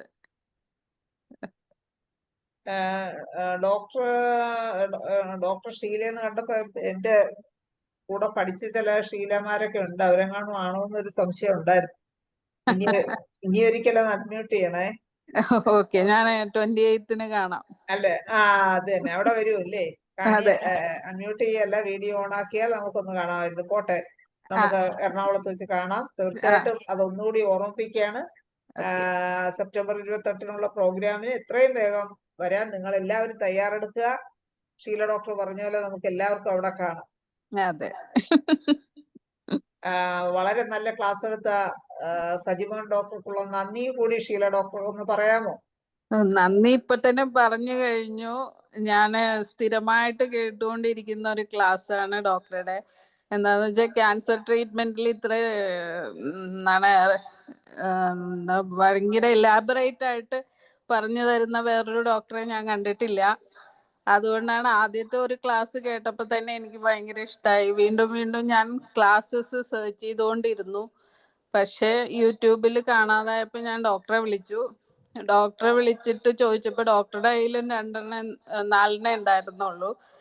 അത് തന്നെ ഞാൻ വീണ്ടും വീണ്ടും കേട്ടുകൊണ്ടിരിക്കുവായിരുന്നു. ഡോക്ടർ എത്ര ക്ലാസ് എടുത്ത് കാണും? സജിമോൻ ഡോക്ടർക്ക് ഓർമ്മയുണ്ടോ എത്ര ക്ലാസ് എടുത്ത് കാണും ഡോക്ടറെ? 15 ക്ലാസ് എടുത്തിട്ടുണ്ടാ. നമുക്ക് എന്തായാലും ചെയ്യാൻ പറ്റുമെന്ന് നോക്കാം. ഡോക്ടറെ വേദിയിലുള്ളവർക്കൂടെ ഒന്ന്, ഡോക്ടർക്കും വേദിയിലുള്ളവർക്കും നന്ദി പറയാം. Okay, thank you. അപ്പൊ ഡോക്ടർക്ക് പ്രത്യേക നന്ദി പറയുന്നു. ഇനി വീണ്ടും വീണ്ടും കൂടുതൽ ക്ലാസ്സുകൾ എടുക്കണം. ഞങ്ങൾക്ക് ഭയങ്കര ഇൻസ്പിറേഷൻ ആണ് ഈ classes. Okay, thank you doctor Sajimon. Okay, നന്ദി ഡോക്ടർ ഷീല. അപ്പോ ഈ ആരും അഭിപ്രായങ്ങളൊന്നും പറയുന്നില്ലെങ്കിൽ എല്ലാരെയും മനസ്സിലിരിപ്പ് ഇപ്പൊ എന്താണെന്ന് ഡോക്ടർക്ക് മനസ്സിലായില്ലേ? സജിമോൻ ഡോക്ടറെ, എല്ലാവർക്കും ഈ വീഡിയോ ഓൺ ചെയ്തും അല്ലെങ്കിൽ അൺമ്യൂട്ട് ചെയ്ത് സംസാരിക്കാനുള്ള ഒരു വിഷമമാണ്. ഓരോരുത്തരുടെയും മനസ്സിൽ ഇതാണ്. വീണ്ടും വീണ്ടും പല ക്ലാസ്സുകളും പ്രതീക്ഷിക്കുന്നു, കാണാൻ പറ്റാത്തതിലുള്ള വിഷമമുണ്ട്, അതിനുള്ള പ്രയാസം അനുഭവിക്കുന്നുണ്ട്. പലരും ക്ലാസ്സുകൾ കേൾക്കാൻ എല്ലാവർക്കും ഇഷ്ടമാണ് എന്നാണ് നമുക്കിപ്പോൾ മനസ്സിലായത്. വളരെ സന്തോഷം. ഷീല ഡോക്ടർക്ക് പ്രത്യേകം നന്ദി പറയുന്നു. അതുപോലെ സജിമോൻ ഡോക്ടർ ഇനിയും പാർട്ട് 2 ആയിട്ട് എത്രയും വേഗത്തിൽ വരും എന്ന് പ്രതീക്ഷിക്കുന്നു. ഇന്ന് സൂം പ്ലാറ്റ്ഫോമിൽ ഉണ്ടായിരുന്ന എല്ലാവർക്കും നന്ദിയും ശുഭരാത്രിയും നേർന്നുകൊണ്ട് നിർത്തുന്നു. ഇന്നത്തെ മലയാളം വെബിനാർ ഇവിടെ അവസാനിപ്പിക്കുകയാണ്. നമസ്കാരം.